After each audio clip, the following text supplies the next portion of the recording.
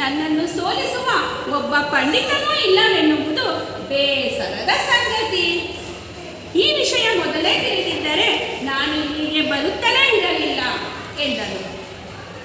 ಆಗ ತೆನಾಲಿ ರಾಮಕೃಷ್ಣ ಎದ್ದು ನಿಂತು, ಇಷ್ಟು ಬೇಗನೆ ನೀವು ಈ ತೀರ್ಮಾನಕ್ಕೆ ಬರಬೇಡಿ ಎಂದನು.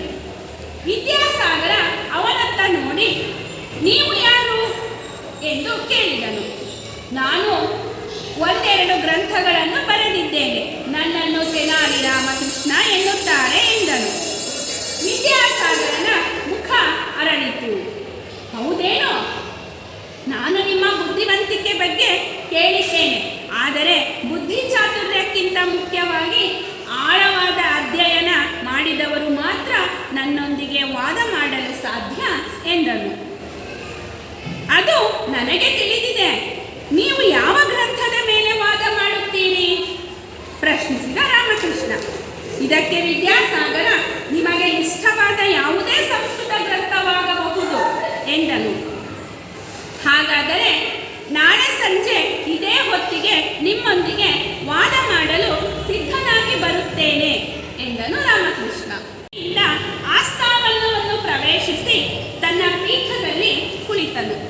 ಇವನೆಂಥ ವಾದ ಮಾಡುತ್ತಾನೆ? ಎಲ್ಲರೂ ಅಚ್ಚರಿಯಿಂದ ಕಾದು ಕುಳಿತರು. ರಾಮಕೃಷ್ಣ ಸ್ವಲ್ಪ ಹೊತ್ತಿನ ಆನಂತರ ಬಟ್ಟೆಯಲ್ಲಿ ಸುತ್ತಿದ ಗಂಟನ್ನು ಸೇವಕರ ಹತ್ತಿರ ಇರಿಸಿಕೊಂಡು ಸಭೆಗೆ ಬಂದನು. ಆ ಕಟ್ಟಿನಲ್ಲಿ ಏನಿದೆ ಎಂದು ಯಾರಿಗೂ ಊಹೆ ಮಾಡಲಾಗಲಿಲ್ಲ.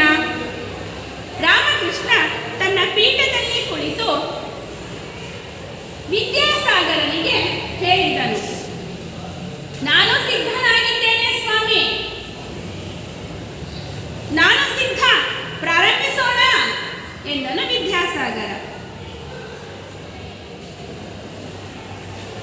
ವಾದಕ್ಕೆ ಯಾವುದೇ ಗ್ರಂಥವನ್ನು ನಾನು ಆರಿಸಿಕೊಳ್ಳಬಹುದೆಂದು ತಾವು ಹೇಳಿದ್ದೀರಿ ಎಂದನು ರಾಮಕೃಷ್ಣ.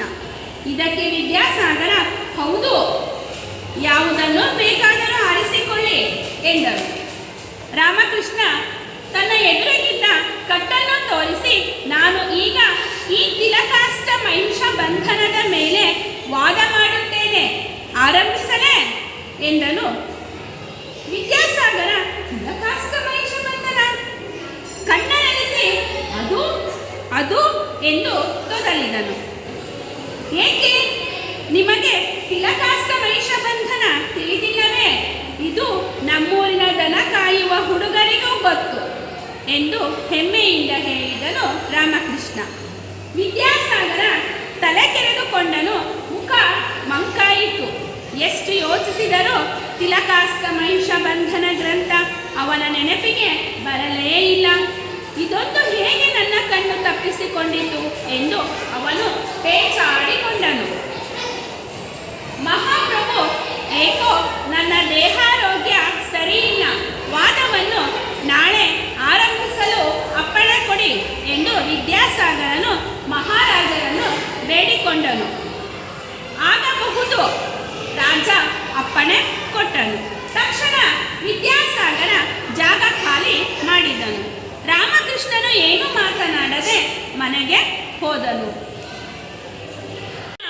ಅದೇ ಸಮಯಕ್ಕೆ ಅದೇ ಕಟ್ಟನ್ನು ತೆಗೆದುಕೊಂಡು ರಾಮಕೃಷ್ಣ ಗಂಭೀರವಾಗಿ ಸಭೆಗೆ ಬಂದನು. ಆದರೆ ಬಹಳ ಹೊತ್ತಾದರೂ ವಿದ್ಯಾಸಾಗರ ಬರಲೇ ಇಲ್ಲ. ಅವನನ್ನು ಕರೆತರಲು ಆಳುಗಳು ಹೋದರು. ಆದರೆ ವಿದ್ಯಾಸಾಗರ ರಾತ್ರೋರಾತ್ರಿ ಅಲ್ಲಿಂದ ಪಲಾಯನ ಮಾಡಿರುವ ವಿಷಯ ತಿಳಿಯಿತು. ಇಡೀ ಸಭೆ ರಾಮಕೃಷ್ಣನಿಗೆ ಜಯಕಾರ ಹಾಕಿತು. ನಿನ್ನಿಂದ ನನ್ನ ಆಸ್ಥಾನದ ಮರ್ಯಾದೆ ಉಳಿಯಿತು. ನಾನು ತಿಲಕಾಷ್ಟ ಮಹಿಷ ಬಂಧನ ಎಂಬ ಗ್ರಂಥವನ್ನು ಕೇಳಿಯೇ ಇಲ್ಲ. ಎಲ್ಲಿ ಅದನ್ನು ಕೊಡು ನೋಡೋಣ ಎಂದು ಆಶ್ಚರ್ಯದಿಂದ ಇದೇನಿದು ಎಂದನು. ಆಗ ರಾಮಕೃಷ್ಣನು, ಇದು ಎಳ್ಳಿನ ಕಡ್ಡಿಗಳು, ಅಂದರೆ ತಿಲಕಾಷ್ಟ. ಇದು ಎಮ್ಮೆ ಕಟ್ಟುವ ಹಗ್ಗ, ಅಂದರೆ ಮಹಿಷ ಬಂಧನ. ಅದೇ ತಿಲಕಾಷ್ಟ ಮಹಿಷ ಬಂಧನ. ಯಾವುದೋ ಮಹಾಗ್ರಂಥವಿರಬೇಕೆಂದು ಹೆದರಿ ಪಾಪ ವಿದ್ಯಾಸಾಗರ ಓಡಿ ಹೋದನು ಎಂದನು.